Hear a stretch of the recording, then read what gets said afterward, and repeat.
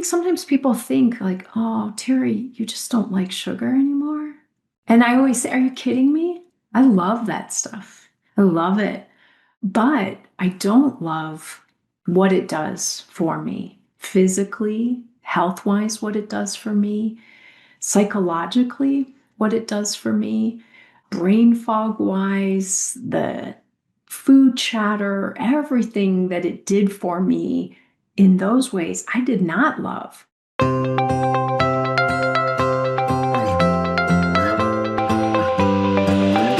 Welcome back to the Fasting Method podcast. This is Terri Lance, and I am joined today by the all-famous coach Heather Shuker. Heather, how are you doing today? I am doing fantastic, Terri. Thanks for asking. How are you? I'm great, and it's great to be back here together. I know we're not in the same room, but just being on a Zoom meeting together is always fun for me.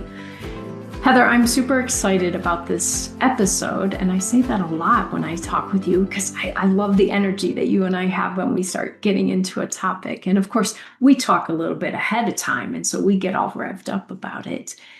But over the past month, as everyone's been kind of working through that new year, how will I start to adjust things this year? What do I want to focus on? What am I struggling with? There's one topic that came up a lot with my clients and in the larger TFM community, and that is, what should I do with this little white substance called sugar? And I know that you recently ran a challenge where you had people do a month without flour and sugar. So I'd love to hear a little bit more about that. And I would love for us to do a little bit of a deep dive, not into the science of sugar and why it's problematic, but the lived experience, what we see happening for people around their use of sugar and how it works for people.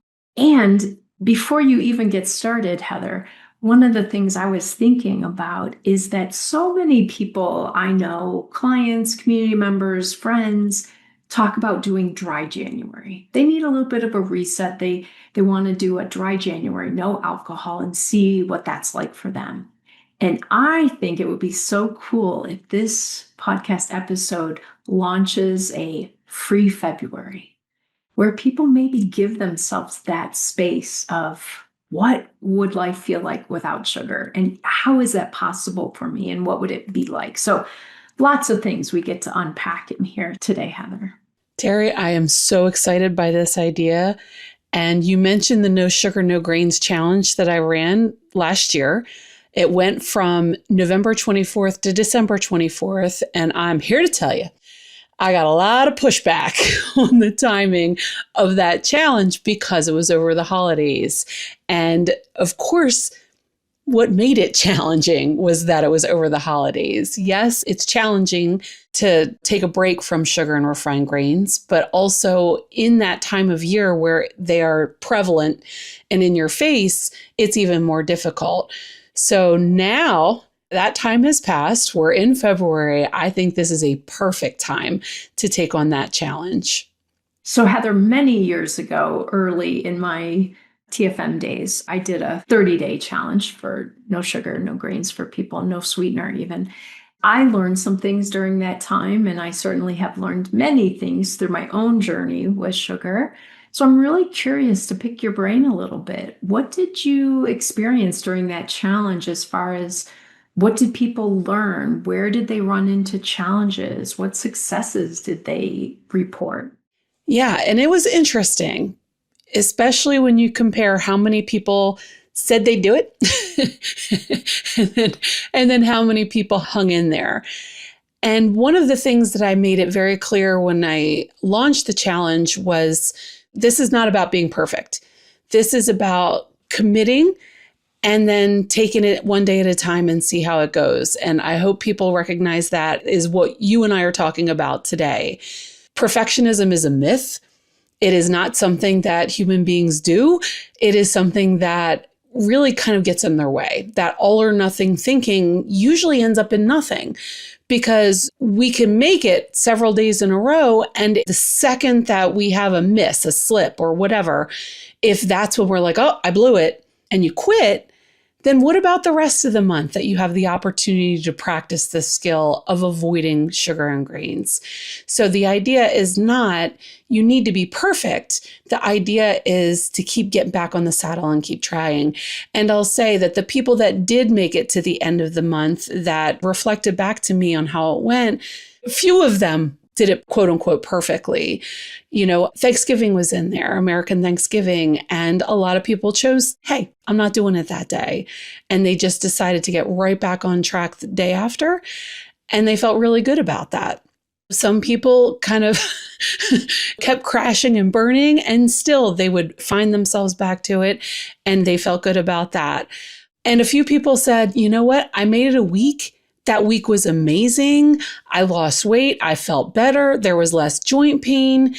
And then it kind of fell apart on me. And I want to try it again when it's a little less challenging. So I got the full range on this one. And I really think it probably has a lot to do with where you are and whether you've tried it before.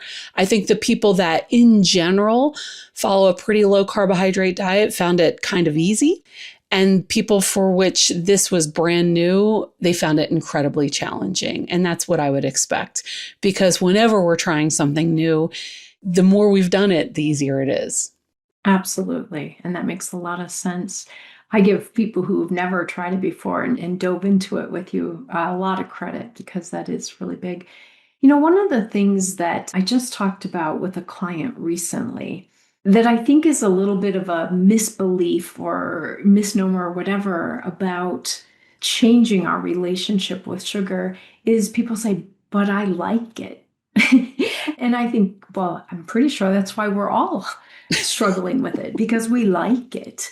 And actually they weren't even saying this about sugar. They were saying it, their challenge is more wine. And they're saying, but I like wine. And I haven't mentioned it yet in this episode, but as you know, Heather, I gave up sugar a while back. And I think sometimes people think, oh, Terri, you just don't like sugar anymore.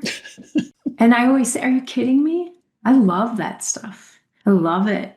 But I don't love what it does for me physically, health-wise, what it does for me, psychologically, what it does for me, brain fog-wise, the food chatter, everything that it did for me in those ways, I did not love.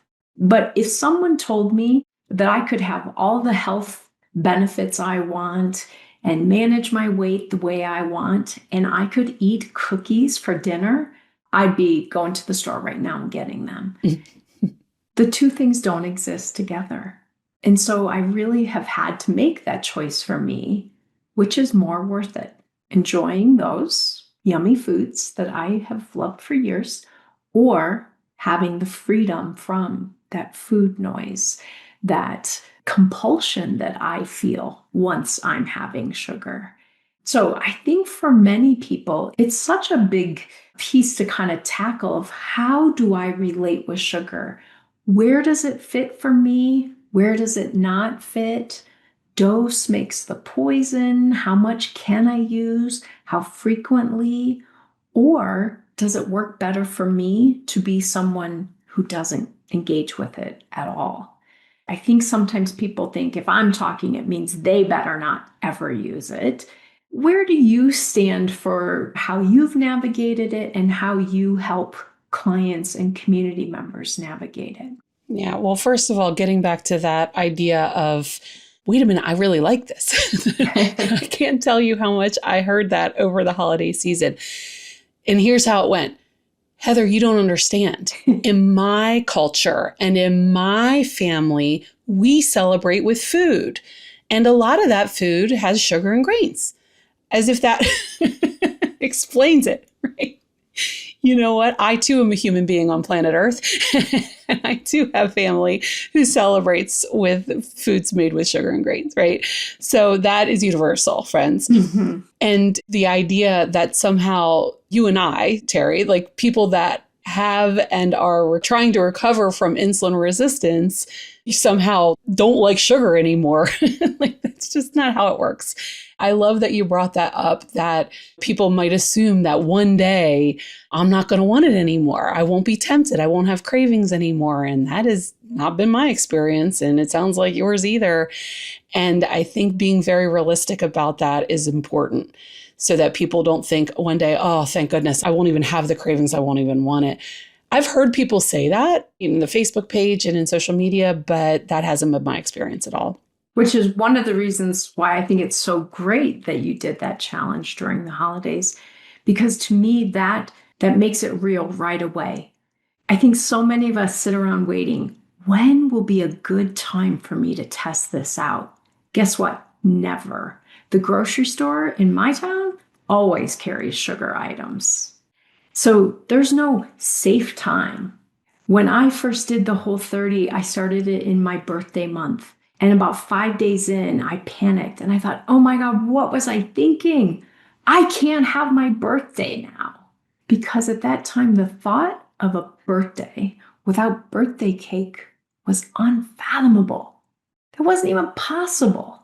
And guess what? I had to do it in the first month because that was the commitment I already made to myself. Two things I love about that. First of all, that idea of catastrophizing.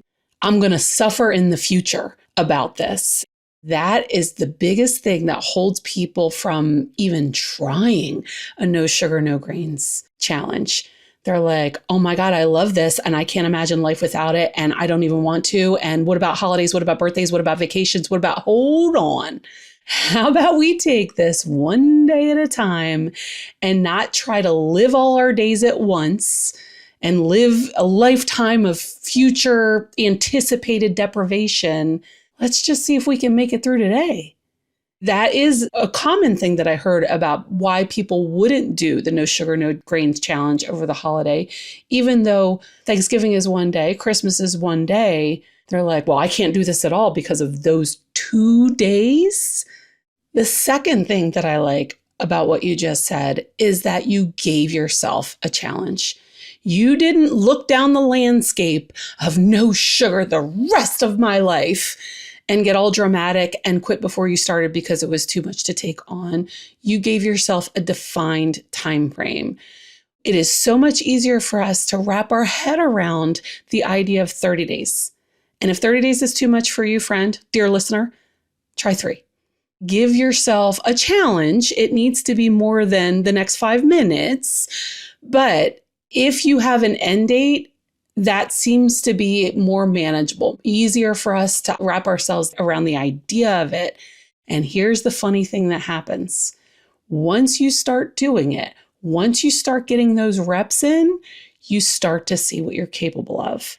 And when you build that momentum and you, as James Clear would say, put in the votes for the type of person that you want to become, you start to realize, oh, wait, this is doable. Not only is it doable, I feel better.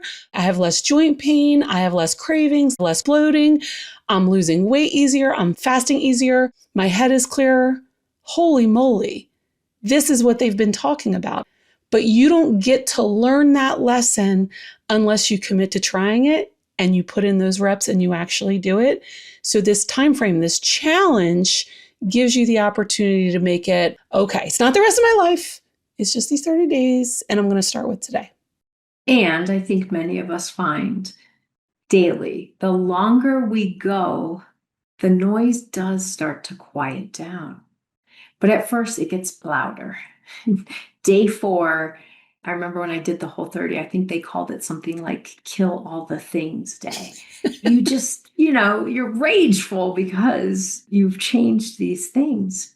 But by day 8, it feels a little different. By day 21, it feels a lot different. You create some distance. And we know here, one of the reasons is that you're probably decreasing the amount of insulin in your system. So you're not feeling that pressure of the cravings and the hunger that keeping our insulin high keeps pushing on us. And so we do start to feel it. And I love that you highlighted that, Heather, because, and I'm sure we've all experienced this, we set our mind to do something. And at first, we're really excited about it. And so it feels like we could just plow through brick walls with our head. We're so set on this. And then we bump up against that brick wall and it's kind of hard and we stop. And so that reality of we do have to experience those occasions. And again, why we can't wait until there's just this safe time. Your neighbor's going to bring you a plate of some sugary, cakey thing and say, oh, I just made some of these and I thought you might enjoy them. Yeah, I'm doing 30 days or I'm doing whatever without these items. What am I going to do with this plate of stuff that they brought me? Can I leave it on the counter? Do I have to throw it away after they leave? But if we keep saying, well, because it's here, it's too hard and I can't do it, we're never going to get to experience what we're capable of. Success begets success. And so every time that I come up to a challenge point, if I tell myself, this is too hard, I shouldn't have to do this, or I can't do this, we will never learn what we're capable of doing. So unbelievably true. I love that. And to your point about how hard it is always, not just once you take on this challenge, the world is doused in sugar and refined carbs, refined grains, doused. The way I think about it is the concept of priming. For example, you get a brand new car, a black Toyota RAV4. And whereas you never really noticed them before, the second you get one, you see them absolutely everywhere. And you think, oh my God, where did they all come from? And of course, they were there the whole time, but now your brain is primed to see them, so it sees them. So when you choose to go no sugar, no grain, if you've not done it before, you're like, oh my God, it's in absolutely everything that I eat.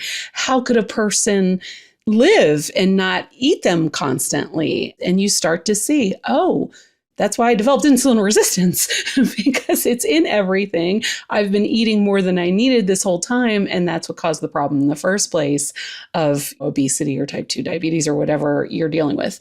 And so, yeah, that's part of the problem is they are everywhere all the time. And so those temptations are going to remain in your face, which is what makes it a challenge. Challenges aren't easy. Part of the challenge, the fact that we're doused in sugar, is exactly why so few people can successfully rid these things from their diet, or at least pull them down low enough to help them reach their goals. I will say this from my own experience in pulling back on sugar and grains is I used to have a whole lot of food rules about when and where I would use them. A very common thing for me has been, even since I started working with you, Terri, was, okay, the first time I went to Disney during therapeutic fasting, I wasn't having them because I was therapeutic fasting. But then afterwards, that was where I would go to have something like ice cream.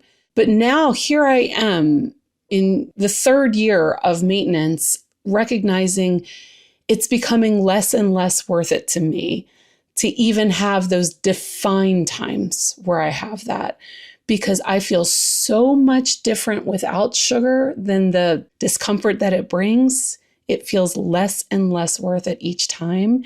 And I'm getting less and less kind of excited to indulge in it to the point where I don't even want to. And that's what I'm talking about you've got to try it before you understand. Some people hearing that don't believe that that is possible for them. And I will tell you, 3-5 years ago, I never would have believed that either. Like, you could not have convinced me of that.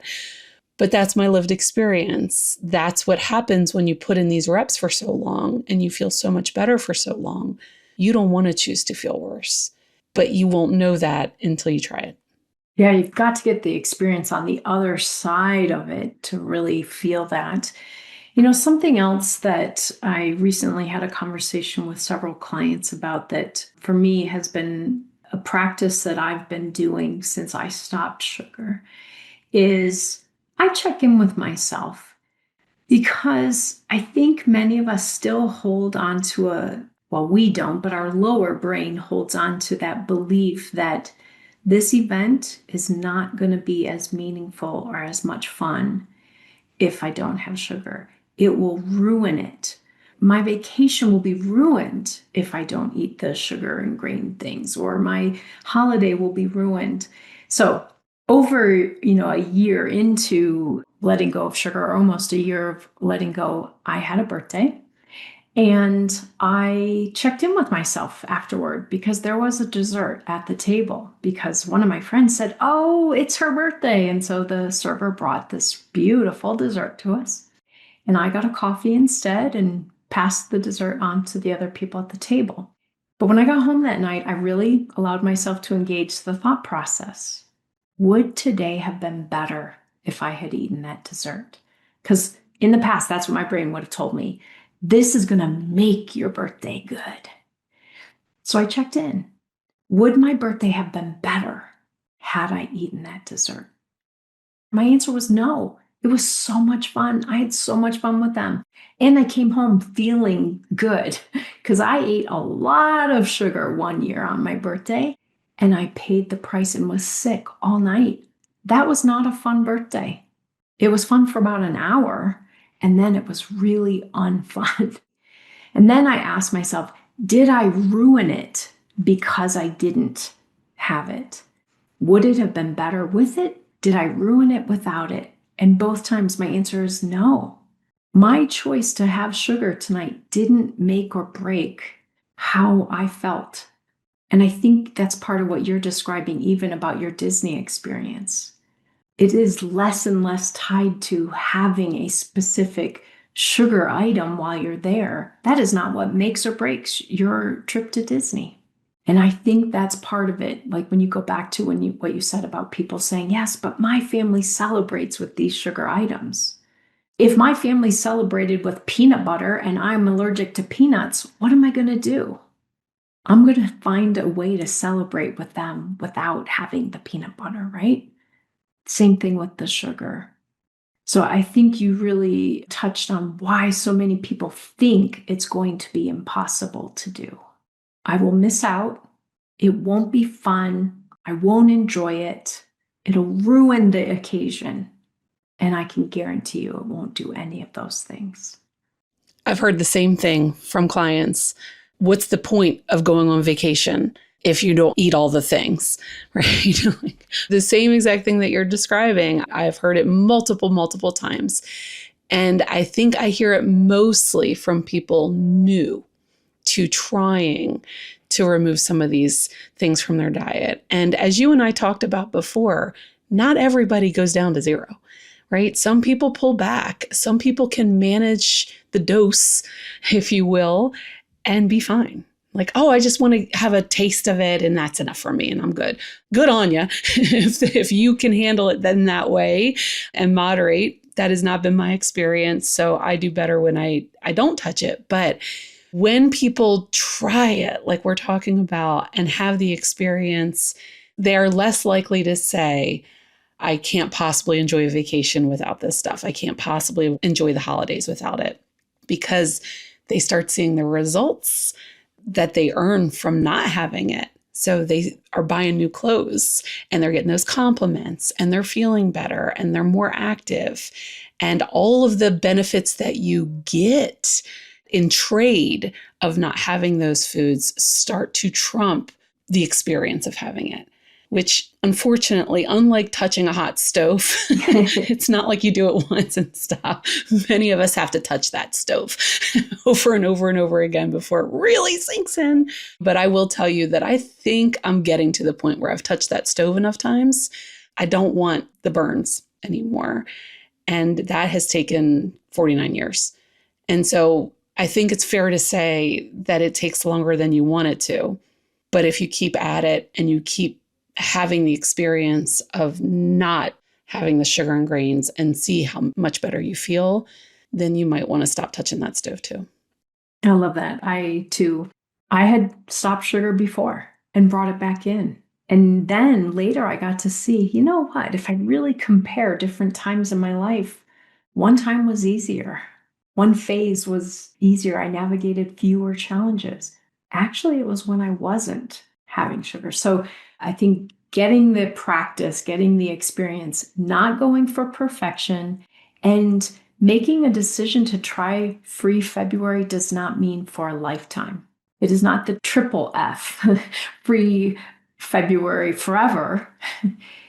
It's just for these next few weeks to get to have some of that success and start to feel, what does this do in my body, in my psyche, in my habits? How does it support me? Because I can almost guarantee it doesn't cost very much compared to what having it costs us.